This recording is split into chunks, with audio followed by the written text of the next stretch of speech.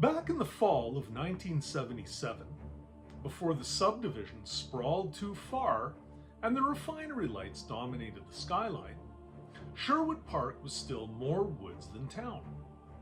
A quiet place just east of Edmonton, with gravel roads, deep ditches, and a local rumor mill that turned like the gears of an old combine. People like to say Sherwood Park was too new to have ghosts. That wasn't entirely true. It started with a boy named Greg Fallon. 15 years old. He disappeared just days before Halloween. It was the year after Appleton's barn burned down in a suspected arson, and a few months after the train derailment outside Ardrossan. The air had been thick with unease since early spring, as if the land itself was holding its breath. Greg's last known location was at the edge of Heritage Hills. Though back then it wasn't a neighborhood. It was just rolling scrubland, skeletal poplars, and the remnants of an old homestead, a collapsed root cellar, a rusted windmill, and an overgrown trail locals called Lantern Path.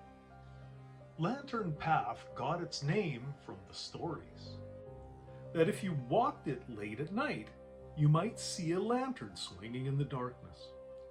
No one held it. No one followed. It would just flicker ahead of you. Always 10 steps too far to reach. Kids dared each other to chase it, but no one ever really admitted to going very far. Not really. The RCMP organized search parties when Greg went missing. Dogs sniffed through the brush.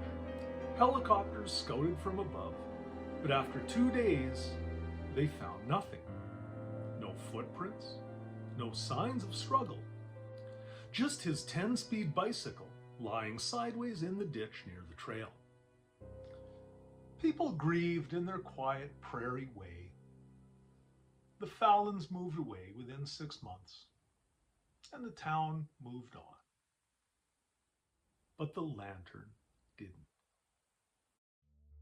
By 1979, development was pushing into Heritage Hills.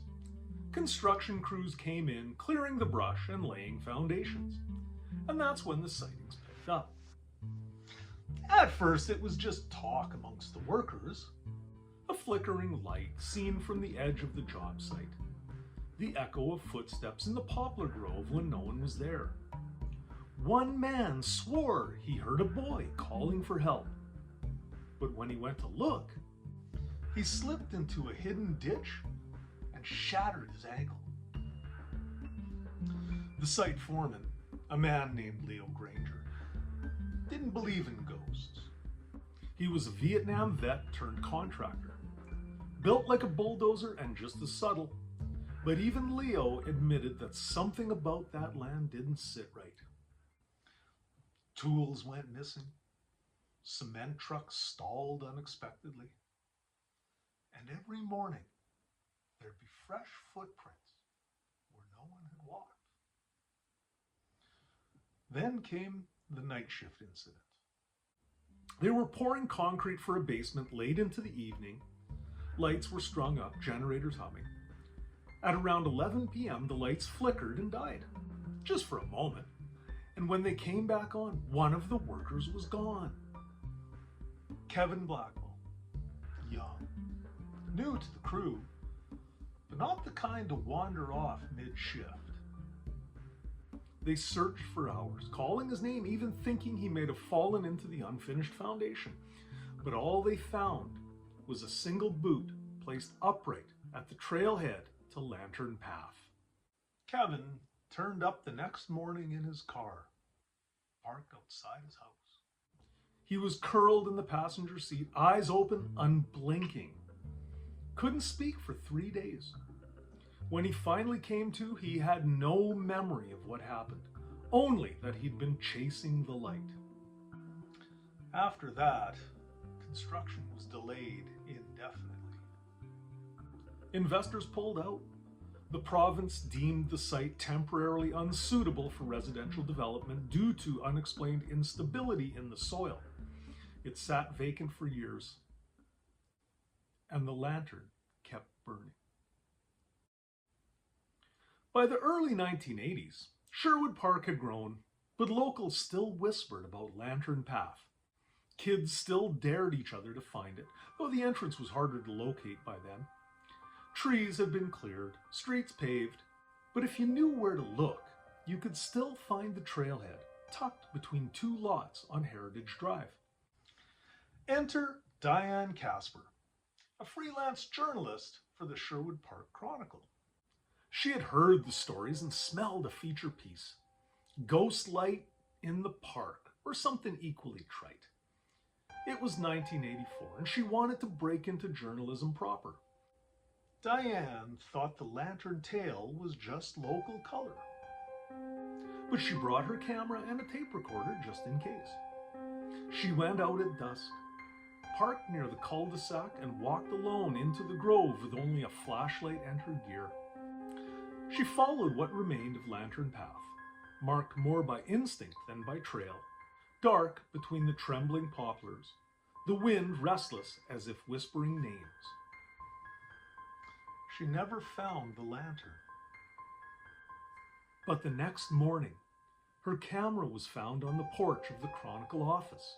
The film inside was untouched except for one photo, a long exposure, motion blur streaking across the frame.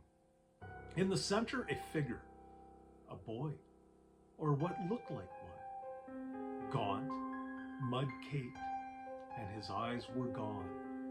Just two bright holes burning with light. Diane was found hours later walking barefoot along the Yellowhead, clothes torn, muttering something about the root cellar and a voice that isn't human. She eventually recovered, moved to Vancouver, and refused to ever speak about it again. These days, most people living in Heritage Hills have never heard of Lantern Path. The town grew around it, paved it over and forgot. Children ride their bikes in the very spot where Greg Fallon disappeared. But sometimes, late at night, just after the streetlights flicker on, a few locals say you can still see a light bobbing in the dark between the homes.